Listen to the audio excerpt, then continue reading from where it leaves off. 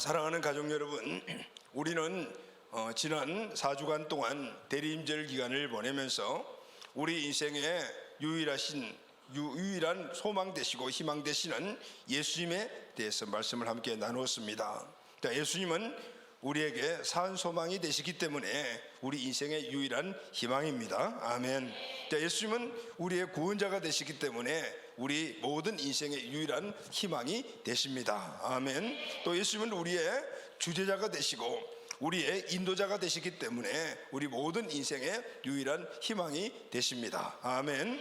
자, 오늘은 대림절 4주가 끝나고 이제 마지막, 그리고 바로 그 다음 맞는 성탄절이 오늘이죠. 성탄절에는 황금색 초에 불을 켭니다. 이 황금색은 하나님이 왕이시다라는, 예수님이 왕이시다라는 의미를 말합니다. 그렇습니다, 여러분. 예수님은 이 땅에 오셨는데 왕으로 오셨습니다. 할렐루야, 아멘. 자, 오늘 우리가 읽은 본문 말씀을 보면은 동방 박사들이 선물을 가지고 예수님을 찾아옵니다. 그들은 유대인의 왕으로 나신 이에게 선물을 주러 유대 땅으로 찾아왔습니다. 자, 오늘 본문 말씀을 1절 2절을 우리가 같이 한번 읽도록 하겠습니다. 시작. 헤로드 왕 때에 예수께서 유대 베들레헴에서 나심에 동방으로부터 박사들이 예루살렘에 이르러 말하되 유대인의 왕으로 나신 이가 어디 계시냐? 우리가 동방에서 그의 별을 보고 그에게 경배하러 왔노라 하니. 이 말씀에 동방이라는 곳은 지금 이란과 이라크 지역입니다. 그 당시에는 페르시아가 그 땅을 차지하고 있었습니다. 이 페르시아에는 별을 보고 미래를 예언하는 점성가들이 많았습니다. 옛날에는 미래를 예측하는 그런 시스템이 없기 때문에 주로 점성가들이 이 역할을 했습니다. 그래서 이 점성가들을 보고 박사라고 불렀습니다. 자, 어느 날 이들이 별을 관찰하고 있는데 그동안 보지 못했던 큰 별을 하나를 발견하게 됩니다. 그 별은 유난히 밝은 빛을 내는 큰 별이었습니다. 그래서 이들은, 점성가들은, 이 별은 보통 별이 아니구나, 이 별이 상징하는 것은 바로 온 인류에게 큰 영향력을 미칠 왕의 별이구나 라는 징조를 보고, 그리고 동방 박사들은 그 별을 따라서 유대 땅 베들레헴에 찾아오게 되죠. 지금은 이란, 이라크에서 이스라엘 거리가 약 1500km가 된다고 해요. 그래서 서울, 부산이 약 390, 400km 정도 잡으면은 2번 왕복거리인데 먼 거리입니다. 그 사이에는 유브라데스 강도 있고 또 큰 사막도 있고 광야도 있고 헬몬산과 같은 높은 산도 있습니다. 그들은 높은 산, 또 광야, 골짜기, 큰 산과 물을 넘어 그렇게 유대 땅으로 왔어요. 왜 왔습니까? 바로 큰 별이 상징하는 그 왕을 만나기 위해서 왔습니다. 무엇을 보고 왔죠? 별을 보고 왔고, 별이 인도하는 곳으로 따라왔습니다. 별이 인도하는 큰 왕을 만나고 그들에게 선물을 주기 위해서, 그 왕에게 선물을 주기 위해서 그들이 찾아왔던 것입니다. 이들이 준비한 왕에게 드릴 선물이 무엇입니까? 오늘 본문 말씀 11절에 보게 되면 세 가지를 이야기를 하죠. 다 같이 한번 11절 읽겠습니다. 시작. 집에 들어가 아기와 그 모친 마리아와 함께 있는 것을 보고 엎드려 아기께 경배하고 보배합을 열어 황금과 유황과 모략을 예물로 드리니라. 황금, 유황, 모략, 이 세 가지 선물을 가지고 와서 예수님께 드렸습니다. 근데 여러분, 이 동방의 이 박사들은 이것 말고도 더 귀중한, 그리고 또 보배로운 그런 선물이 많이 있을 것인데 왜 이 황금, 유황, 모략 이 세 가지를 갖고 왔을까요? 여러 가지 의미가 있겠지만은 여기는 깊은 영적 의미가 들어 있습니다. 이 선물은 받는 분이 예수님이신데 예수님이 어떤 분이신가, 그리고 또 예수님이 우리와 관계, 온 인류와 관계는 어떤 관계인가, 이 의미는 나와 여러분 간의 관계에도 해당이 되는 것이죠. 예수님은 온 인류의 소망이시지만은 또 저와 여러분들의 소망이다라는 사실을 말하고 있습니다. 사랑하는 가족 여러분, 자, 예수님은 오늘 이 땅에 왕으로 오셨습니다. 할렐루야, 아멘. 왕으로 오신 예수님, 그 왕으로 오신 예수님의 탄생을 우리가 감사하는 그런 절기를 우리가 지금 지고 있는데, 특별히 오늘 성탄절에는 왕으로 오신 예수님과 저와 여러분들의 관계가 무엇이며 그분이 왕으로서 하신 일이 무엇인가를 우리가 함께 나누고, 이 성탄절에 왕으로 오신 예수님의 이 우리에게 주신 은혜가 우리 모두에게 풍성하게 넘치기를 바랍니다. 아멘. 자, 그러면은 동방박사가 갖고 와서 예수님께 드린 선물인데 그 세 가지 중에 첫 번째가 오늘 본 말씀 보면은 황금이라고 말하고 있죠. 이 황금은 바로 예수님은 왕이시다라는 사실을 의미하는 것입니다. 황금은 왕권을 의미하죠. 동서고금을 막론하고 왕들은 금으로 치장한 옷을 입고 금으로 장식한 의자에 앉았고 또 금으로 입힌 궁전에서 살았던 것 우리가 역사를 통해 잘 알죠. 동방박사가 예수님께 황금을 바친 것은 예수님이 왕이시다라는 의미를 담고 있는 것입니다.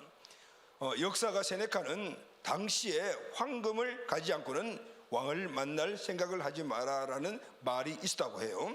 당시에 왕을 만날 때는 반드시 준비해야 될 것이 있는데 그것이 바로 황금이었다고 합니다. 예수님이 태어나실 당시에 유대 땅, 그 유대 지역에 로마가 임명한 이 유대 지역, 그 지역을 담당하는 분봉왕으로 헤롯이라는 사람이 왕으로 다스리고 있었습니다. 그런데 이 유대인들이 사는 땅인데 왕이 유대인이 아니고 이 헤롯은 이방인이에요. 예수의 후손인 에돔 족속입니다. 그런데 어떻게 왕이 되었을까요? 근데 그때 정치적으로는 로마가 모든 것을 장악하고 있었기 때문에 로마 마음대로 왕을 세웠던 거죠. 이 헤롯의 아버지는 유목민이었는데 어찌나 돈을 많이 벌어서 로마 황제에게 뇌물을 바쳐서 세무 행정관이 되었다고 합니다. 그 아버지 때문에 아들 헤롯은 주전 37년에 그 유다 지역을 다스리는 왕이 된 것입니다. 이 왕족의 정통성을 갖고 있지 않으니까 늘 불안하죠. 그리고 초조했어요. 그리고 종교 지도자나 사회 지도자의 적극적인 지지를 받지 못하기 때문에 언젠가 또 왕으로서의 이 왕권을 박탈당할 수 있다라는 이 조급함이 있었어요. 이때 예수님이 태어나신 거예요. 평소 정권 유지에 대한 불안을 느꼈던 헤롯은 왕이 태어났다는 말을 진짜 너무 놀랐습니다. 동방박사들에게 그래서 이렇게 말하죠. 8절 보면은 가서 아기에 대하여 자세히 알아보고 찾거든 내게 고하여 나도 가서 그에게 경배하게 하라. 아주 교활한 거짓말을 한 것을 볼 수 있어요. 결국 헤롯은 예수님을 죽이려고 동방박사들이 다 가고 난 다음에, 근데 예수가 어딘지 모르니까 베들레헴 근방에 2살 미만의 사내 아이를 다 죽였던 이 역사적인 사건을 우리가 알죠. 피브린네라는 사륙이 그 베들레헴에 있었던 것입니다. 여러분, 이 헤롯은 거짓과 속임수와 그리고 포악과 쾌락과 폭력과 권력의 아주 상징적인 존재라. 오늘 이 땅에서 잘못된 정치를 하고 잘못된 그런 정치인들 할 때 우리 헤롯을 많이 비교하는 이유가 바로 그것입니다. 그런데 또 헤롯은 오늘 이 세상을 다스리고 있는 영적인 왕의 모습이기도 해요. 사람들은 거짓과 폭력과 쾌락과 이 권력들을 싫어하는 것 같지만 또 은근히 이런 것들을 좋아해요. 세상 왕 헤롯이 사람들에게 자기가 갖고 있는 이 생각들을 그들에게 스며들게 만들어서 그들도 그것을 공유하게 만들어서 그것을 가지고 끌고 가는 거예요. 자기와 똑같은 사람으로 만들어둔, 바로 세뇌시켰다라고 이야기를 하잖아요. 헤롯은 바로 세상 왕인 마귀를 상징합니다. 세상의 왕은 모든 우리 인생들의 것을 도둑질하고 죽이고 멸망시키는 것들이 목적이에요. 처음에는 뭔가를 잘 해주는 것 같고 뭐가 되는 것 같지만은 결국은 망하는 것으로 끌고 가고, 그리고 결국은 죽이는 것으로 결론을 짓는 것이 이 세상 왕의 통치 방법이라는 거죠. 그래서 주님께서 이렇게 말씀하셨잖아요. 요한복음 10장 10절 말씀을 다 같이 읽읍시다. 시작. 도둑이 오는 것은 도둑질하고 죽이고 멸망시키려는 것뿐이요 내가 온 것은 양으로 생명을 얻게 하고 더 풍성히 얻게 하는 것이라. 도둑과 예수님의 이 영향력이 완전히 극과 극으로 대입돼 보이죠. 도둑이 오는 것은 도둑질하고 그리고 죽여서 멸망시키는 것, 망하게 만드는 것이지만은 예수님이 온 것은 양으로 생명을 얻게 만들고 그 생명 때문에 풍성하게 살게 만들어 주신다는 거죠. 할렐루야, 아멘. 도둑은 와서 양이 갖고 있는 것들을 다 도둑질하고 그리고 죽이고 멸망시키는 것이 목적이지만은 예수님은 이 땅에 오셔서 우리 양에게 새로운 생명을 주고 그 생명 때문에 풍성한 삶을 살아가도록 만들어 주시는 분이라는 거죠. 자, 근데 여러분, 이 도적인 바로 헤로드 왕, 영적인 이 의미의 헤로드 왕은 바로 마귀 사탄이죠. 마귀는 오늘 이 세상에 어떤 체제나 사상이나 교육이나 이념이나 문화 등을 가지고 세상 풍속을 만들어서 사람들이 그것을 다 받아들이고 그것이 정당한 것으로 생각하게 만들어요. 그리고 그것을 따라서 살아가도록 만든다 그 말이죠. 그래서 사람들은 오늘 이것을 속고 있는데도 불구하고 잘 모르는 거죠. 영적인 원리를 찾지 못하면 모른다면, 근데 결국은 그것을 따라가게 되면은 바로 내가 갖고 있는 것들을 다 도둑질 당하고 그리고 결국은 망하는 곳으로 끌고 가는 거예요. 마귀가 딱 나타나서 야, 이놈 따라와라, 그래 이거 해라 막 이렇게 하면 우리가 어떻게 해요? 하지도 않고 구할 수도 있지만 그렇게 하지 않는 거예요. 마귀는 이 IQ가 엄청나게 이렇게 높은 그런 존재란 말이죠. 우리 인간들이 갖고 있는 생각 가지고는 도저히 감당할 수 없어요. 왜냐하면 하나님이 만드신 피조물 가운데서도 가장 지혜롭고 명석하게 만든 그 존재가 바로 마귀였어요. 마귀는 원래 천사장이었잖아요. 바로 이 루시엘이 바로 하나님을 찬양하는, 하나님을 가장 측근해서 하나님을 영광 돌리는, 하나님이 가장 그런 지혜롭고 그리고 강력한 존재로 만든 것이 바로 이 존재였거든요. 그런데 하나님께 배신하고, 하나님을 배신하고 그리고 하나님께 반기를 들고 쫓겨났단 말이죠. 여러분, 오늘 이 세상에도 그래요. 머리가 좋고 지식과 이성적으로 많이 아는 사람들은 항상 진리와 대립을 해요. 받아들이지 않아요. 교만해서 자기가 주인이라고 생각을 하고 자기 멋대로 살아고 하나님의 복음을 받아들일 생각을 합니다. 그런데 이 존재가 이 땅에 내려와서 지금 온 세상의 왕이 되어서 인간들을 통치해 가는데 그냥 우리가 봐서 이 존재가 끌고 가는 대로 가면 우리가 망했구나, 이런 모습으로 우리를 끌어가지 않는 거예요. 세상의 교육 체제 그리고 세상에 만드는 사상과 이념, 문화 등등을 통해서 바로 우리 개인의 성향에 맞도록 맞다, 이게 맞구나, 이게 최고야 라고 여기에 만들어서 그것을 받아들이고 그대로 살아가게 만드는 거예요. 그러다 보게 되면은 결국은 오늘 이 말씀대로 도둑이 오는 것은 도둑질하고 죽이고 멸망시키는 것이라. 그래서 자기 중심으로 살다가 그것이 바로 마귀가 우리 중심에 심어둔 것인데 망하는 삶을 살게 되는 것이다라는, 여기에는 우리 그리스도인들도 예외가 아니다는, 헤롯이 주인이 되어 헤롯의 뜻대로 살고 있는 사람들이 얼마나 많은지 몰라요. 왜냐하면 오늘 우리가 예수님을 믿고 구원받아 하나님의 나라의 백성이 되고 자녀가 됐을 때 우리의 신분은, 소속은 하나님 나라, 하나님 자녀가 되었습니다. 그럼에도 불구하고 우리가 살고 있는 곳이 어딘가 하면 바로 이 세상입니다.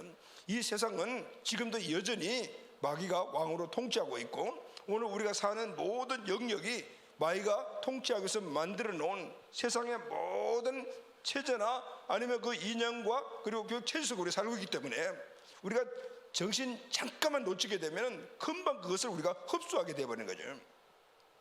그래서 우리가 세상에 물든다라는 말이 바로 그 말인 거예요.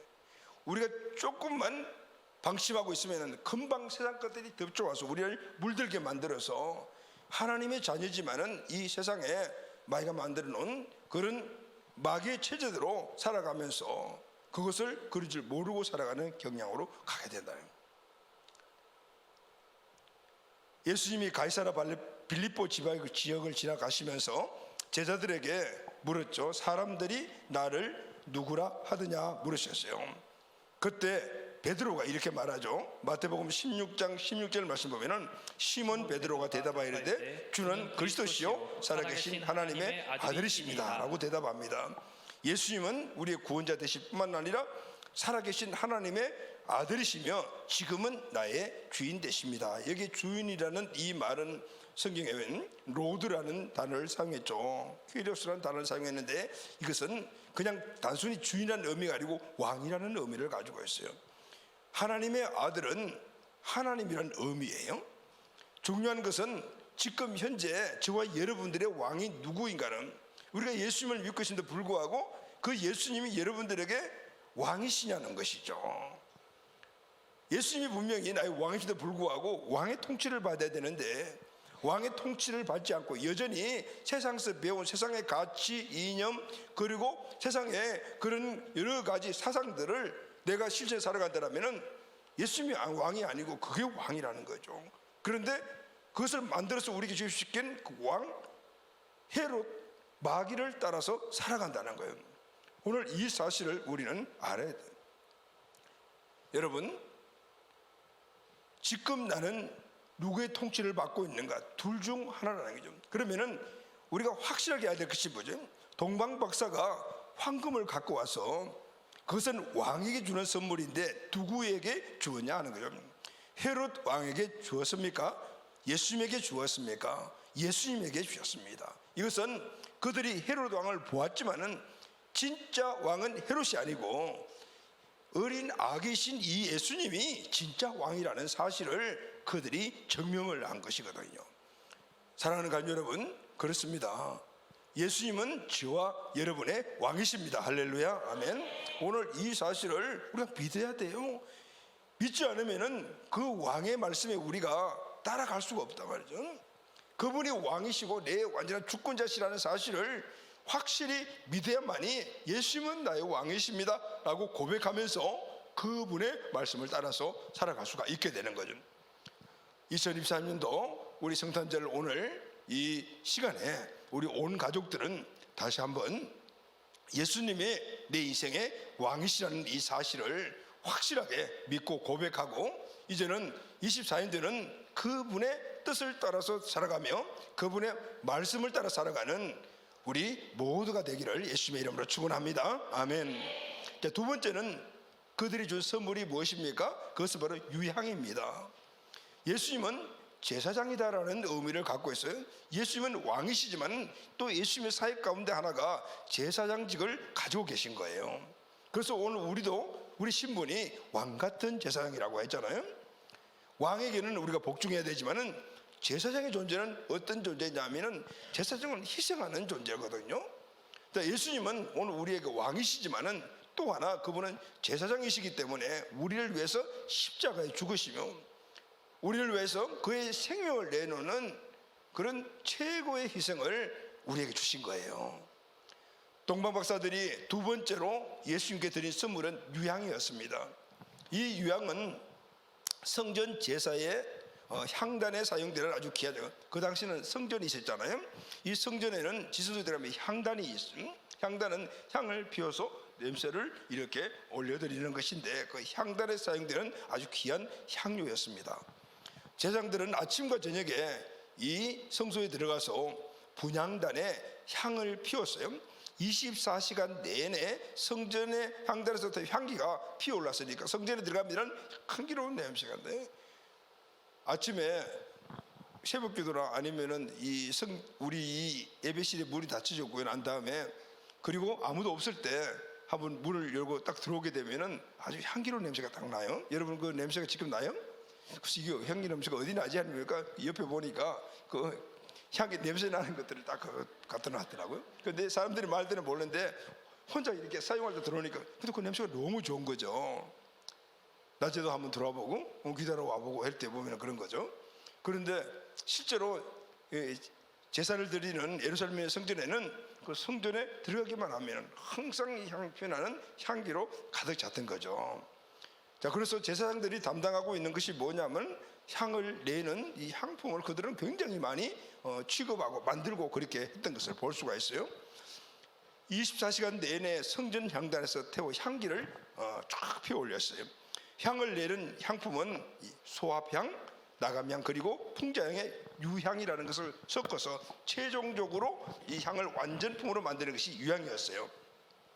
출애굽기 30장 34절에서 36절 말씀을 다 같이 한번 시작. 여호와께서 모세에게 이르시되 너는 소압 향과 라감 향과 풍자 향의 향품을 가져다가 그 향품을 유향에 섞되 각기 같은 분량으로 하고 그것으로 향을 만들 때 향 만드는 법대로 만들고 그것에 소금을 쳐서 성결하게 하고 그 향 얼마를 곱게 찍어 내가 너와 만날 회막한 증거궤 앞에 두라. 이 향은 너희에게 지극히 거룩하니라. 자, 이렇게 향을 만드는데도 아무렇게나 만들지 않았어요. 하나님께서 이 성막 안에 모든 구성품뿐만 아니고 사용되는 모든 것 집게 하나까지 자세하게 이렇게 만들어요. 왜 그렇죠, 여러분? 하나님께 올려드리는 제사나 예배나 이런 것들 사용되는 것들은 오늘 그것은 성물이라 아무렇게나 사용되면 되는 것이 아니고 오직 하나님께 예배, 제사들 때문에 사용되는 것이기 때문에 다른 것과 구별되어야 되는 거예요. 그래서 아무렇게나 만들면 안 되는 거예요. 정확하게 하나님께서 말씀하신 규율들이에요. 그리고 우리가 예배를 그래서 아무렇게나 드리면 안 되는 거죠.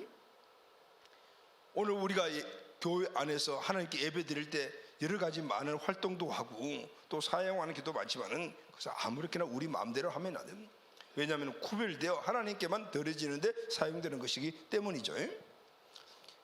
그래서 이 향은 하나님께 드려지는 향으로 만들어지기 때문에 이렇게 자세하게 하나님께서 그걸 만들라고 해요. 자, 여러분, 하나님께 드려지는 것들을 만약에 우리가 만들거나 어떤 형식을 만들 때 만약에 그것을 내가 아무리 열심히 연구하고 만다 하더라도 그것은 하나님께 드리는 온전한 것이 못 된다는 것이죠. 그래서 하나님이 스스로 죄인인 인간이 뭔가를 만드는 것은 하나님께 합당할 수 있는 것이 없는 거예요. 그래서 하나님께서 예배하는 것도 마찬가지고 예배드리는 모든 것들까지 하나하나 다 말씀하세요. 이게 내 생각이야, 내가 받는 거니까 이대로 해야 돼, 이렇게 말씀하신 거예요. 그래서 우리는 항상 찬양도 아니면 기도도 그리고 또 예배 말씀도 다 하나님께서 말씀하신 성경의 원리에서 그것을 만들잖아요. 그래서 1세기의 성도들은 교회에서 찬양을 할 때 찬양 이 가사를 사람들이 만든 걸 사용하지 않았어요. 그럼 뭘 사용했을까요? 시편을 그대로 사용한 거예요. 그래야만이 하나님께 받으시는, 하나님께 올려드린 경배는 하나님이 받으시기에 합당한 것이기 때문에 우리 인간이 아무리 정성껏 만들어도 그것은 하나님이 말씀하는 것이 못 되는 거예요. 그러나 또 하나 우리가 열심히 살고 열심히 하나님 위해 살았던 그런 하나의 신앙의 간증과 고백은 들을 수가 있겠죠. 자, 이런 사실을 우리는 항상 염두에 두고 우리가 왜 예배를 드릴 때 준비하고 규모를 갖추고 최선을 다하여 하나님께 드려야 될 이유를 바로 그런 의미를 두고 있다. 성전에서 제사를 드릴 때 꼭 있어야 하는 것이 유향이라는 건, 성전에서 하나님께 드리는 5대 제사가 있었어요. 번제, 화목제, 속건제, 속죄제, 소제. 그 가운데 가장 많이 드리는 제사가 맨 마지막에 나오는 소제였어요. 이 소제는 다른 제사를 다 드린 후에 하나님이 그 제사를 받으신 것을 감사하여 드리는 일종의 감사 제사였습니다. 그래서 모든 제사 후에 그의 소제가 다 드려졌어요. 이 소제를 드릴 때 반드시 유향이 그게 따라갔어요. 레위기 2장 1절에서 2절 말씀을 다 같이 읽겠습니다. 시작. 누구든지 소제 예물을 여호와께 드리려거든 고운 가루로 예물을 삼아 그 위에 기름을 붓고 또 그 위에 유향을 놓아 아론의 자손 제사장들에게로 가져갈 것이요, 제사장은 그 고운 가루 한 움큼과 기름과 그 모든 유향을 가져다가 기념물로 제단 위에서 불사를 지니 이는 화제라 여호와께 향기로운 냄새니라. 소제 예물, 이거는 고운 가루에 거기에 기름을 붓고 그 위에 유향을 부어서 그것을 바로 제사장이 갖다 주게 되면은 제사장은 그것을 태워서 하나님께 올려. 자, 여러분, 이렇게 유향의 의미는 바로 제사장들과 관계가 있다라는 것을 우리에게 영적으로 의미를 해줘요. 여러분, 청진기 하면은 뭐 생각나죠? 의사가 생각나죠. 야구공 하면은 누가 생각나죠?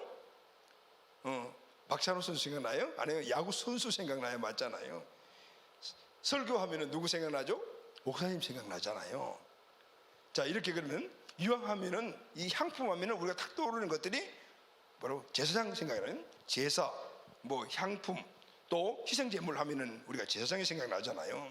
바로 유향은 제사장 곁에 늘 있어야 되고 제사장들이 항상 정성을 다해서 관리하는 것이기 때문에 바로 제사장과 밀접한 관계에 있는 거예요.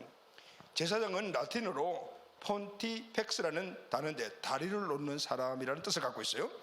이 동방박사는 예수님이 있는 방에 유황 한 기가 꽉 차기를 바라는 마음으로 선물을 했을 거예요.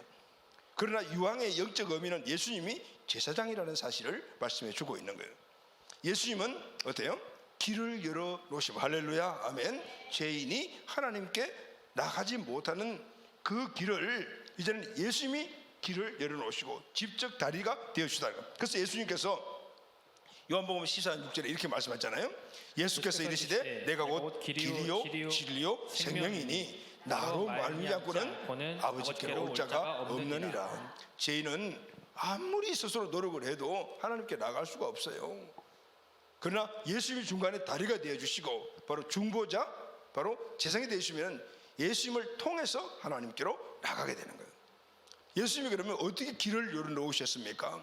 십자가를 지심으로 우리 인간의 죄를 대속하여 주셨기 때문입니다. 그 대속의 결과가 우리가 하나님께로 나가는 길이 열려진 것입니다. 할렐루야, 아멘.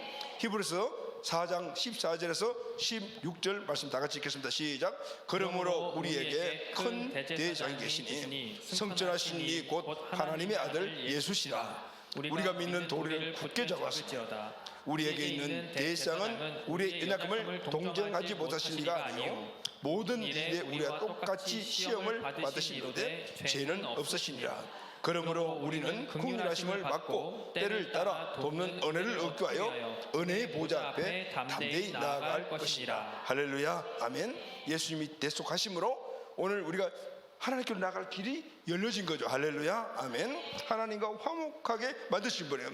중요한 것은 이거거든요. 우리가 긍휼하심을 이미 받았으니 때를 따라 돕는 은혜를 얻기 위하여 은혜의 보좌 앞에 담대히 나갈 거예요. 할렐루야, 아멘. 은혜의 보좌 앞으로는 담대하게 나가죠. 여러분, 은혜의 보좌가 무엇입니까? 그것은 바로 하나님이 계신 곳이잖아요. 하나님이 계신 곳에 가야만이 하늘로부터 우리가 은혜를 받을 수가 있잖아요.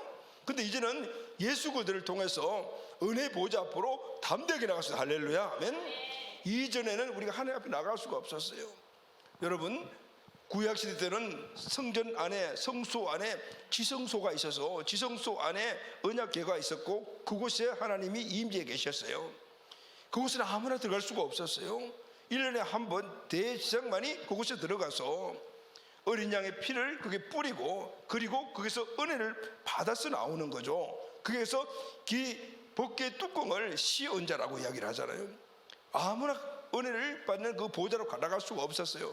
그런데 예수님이 십자가에서 죽으시는 순간 바로 이 성소와 지성소를 가로막고 있었던 휘장이 찢어지면서 이제는 휘장문이 활짝 열렸어요. 할렐루야, 아멘. 이 말씀은 무엇을 의미하는 것입니까? 이제는 예수님의 보혈의 피의 공로로 대속함을 받은 우리들은 그냥 하나님께로 나갈 수 있어요. 할렐루야. 은혜의 보좌 앞으로 그냥 나갈 수가 있다는 거죠. 그래서 여러분, 지금 우리는 은혜의 보좌 앞으로 무시로 나갈 수가 있게 되었습니다. 아멘. 구약시대 때는 대제사장이 온 이스라엘 회중과 제사장들의 그 희생된 피를 가지고 이렇게 나가서 은혜의 보좌 앞에서 은혜를 받고 그것을 은혜를 흘러보냈지만 지금은 누구나 하나님을 만날 수 있게 되었단 말이죠. 때를 따라 돕는 은혜를 얻고 해요. 은혜의 보좌 앞에 담대히 나아갈 것이니라. 아멘. 이제는 우리가 어느든지 기도하면 그냥 하나님 만나는 거예요. 할렐루야. 누구의 은혜죠? 예수 그리스도의 은혜는 그분의 제사장직을 담당하심으로 말미암아 오늘 우리는 은혜의 보좌 앞으로, 이전에는 대제사장이 이 성소에 들어갈 때는 담대하게 들어갈 수가 없었어요. 그냥 조마조마하면서 들어갔어요. 왜 그랬죠, 여러분? 대제사장이 만약에 자기의 그 삶에 대한 철저한 회개와 그리고 또 정결하지 못한 모습을 가지고 지성소에 들어가서 거기서 지성소 활동하다 보면은 죽는 거예요. 거룩한 그 성소를 더럽힌 죄로 하나님의 징계를 받고 죽게 되는 거예요. 그러니까 대제사장 1년에 한번 들어갈 때 얼마나 마음이 조마조마했겠어요. 들어가기 전에 금식하고 자기가 무슨 죄가 있냐 하나하나 아마 적어가면서 회개하고 그렇게 들어가지 않았겠어요? 안 그러면 죽는데? 그러니까 그래도 들어갔을 때는 그 성소 안에서 각각 활동을 할 때 조마조마하지 않았을까요? 근데 여러분, 지금은 그게 필요 없네요. 우리가 아무리 죄를 짓고 죄인을 하더라도 은혜의 보좌 앞으로 담대히 나갈 수가 있어요. 할렐루야, 아멘. 회개하지 못한 죄가 있다 해도 오늘 우리가 기도할 때 하나님은 은혜의 보좌에서 우리를 만나 주시고 오늘 우리에게 은혜를 베풀어 주시는 거예요. 아멘. 그래서 은혜의 보좌 앞으로 담대히 나아갈 수 있느니라도. 할렐루야. 아멘. 이것은 바로 예수님이 오늘 우리에게 대상의 사명을 감당해 주셨기 때문입니다. 아멘.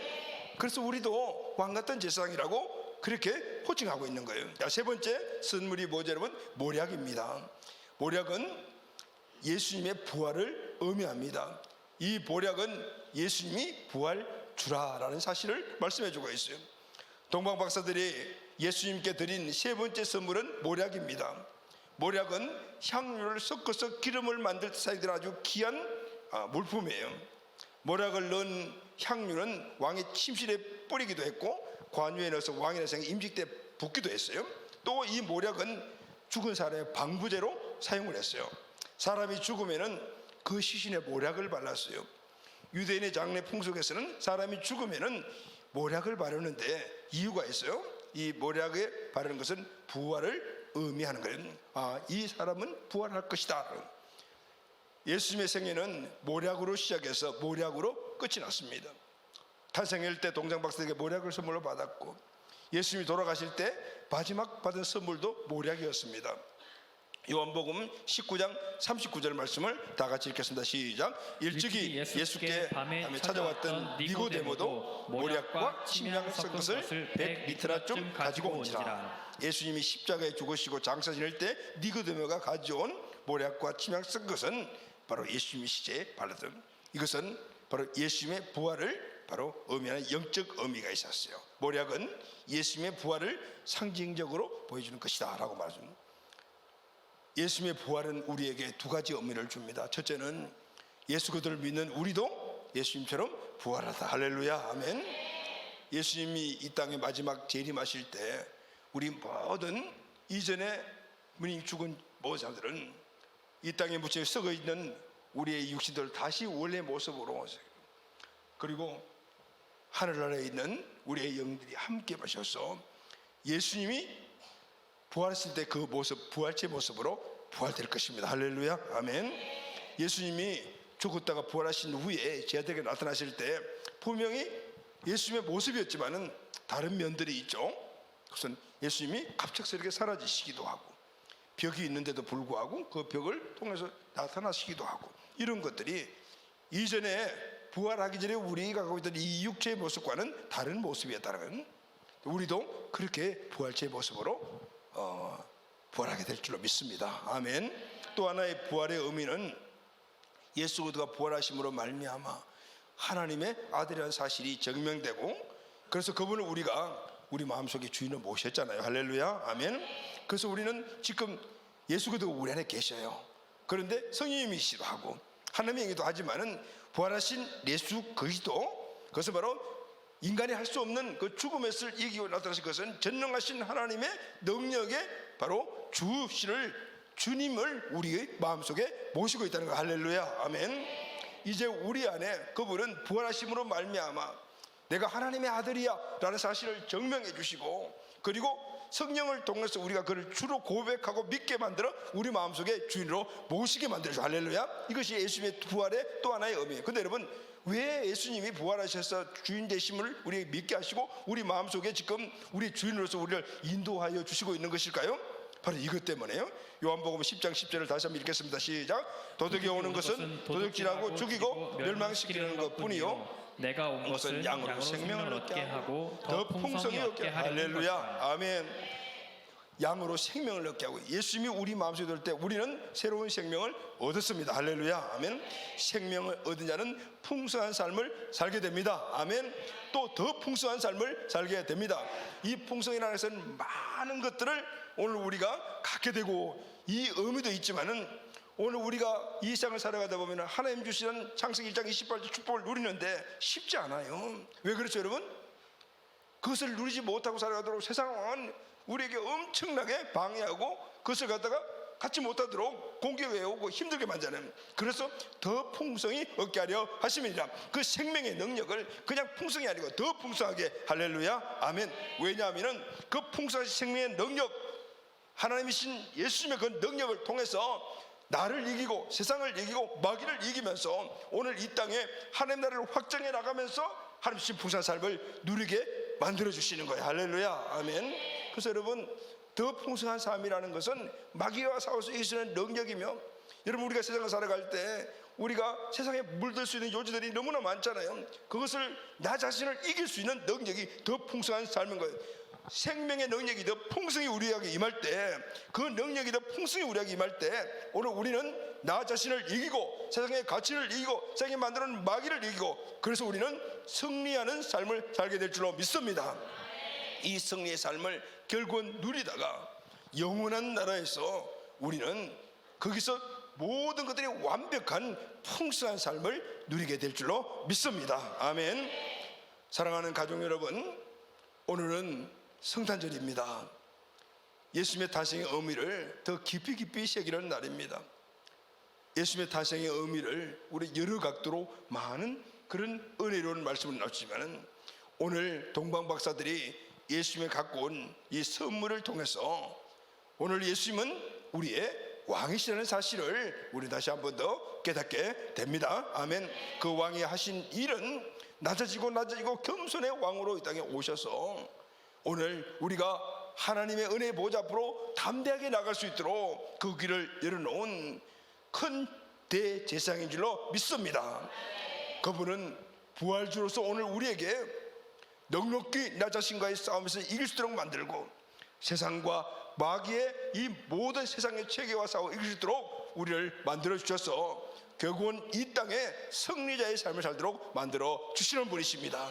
이 삶을 우리가 살다 결국은 영원한 승리자가 살아가는 하나님의 나라 그 본향에서 살아가게 될 줄로 믿습니다. 아멘. 사랑하는 여러분, 그러면은 2023년도 이 성탄절기에 왕으로 오신 예수님을 묵상하면서 우리가 결단해야 될 것이 무엇일까요? 주님은 오늘 우리에게 베드로 사도를 통해서 너희를 왕같은 제사장이라는, 우리도 예수님과 똑같은 삶을 살아야. 할렐루야, 아멘. 오늘 우리는 왕의 신분으로서 제사장의 삶을 살아가면서, 그렇게 살아가기에 우리가 마귀와 항상 부딪히며 세상의 가치와 부딪히기 때문에 우리는 내 마음속에 계시는 그 부활의 주를 의지하고 그분이 주시는 지혜와 지식과 명철함과 그분의 능력을 의지하면서 이 땅을 승리자로의 삶을, 승리를 일구어내야 될 줄로 믿습니다. 이 삶을 우리가 살 결국은 영원한 나라의 주님 나라에서 우리 모두가 다 함께 최고의 복락의 삶을 살아가는 예비된 삶을 살아가는 것입니다. 오늘 이 말씀의 은혜가 2023년도 부활절 절기에 우리에게 주시는 복된 말씀이 되기를 바랍니다. 이 은혜로 이 땅에서 나, 우리, 그리고 또 우리 모든 사명에 승리하여 하나님의 영광스러운 하나님의 자녀가 되는 우리 모두가 되시기를 예수님의 이름으로 축복합니다. 아멘. 의지하고 순종하는 길은 예수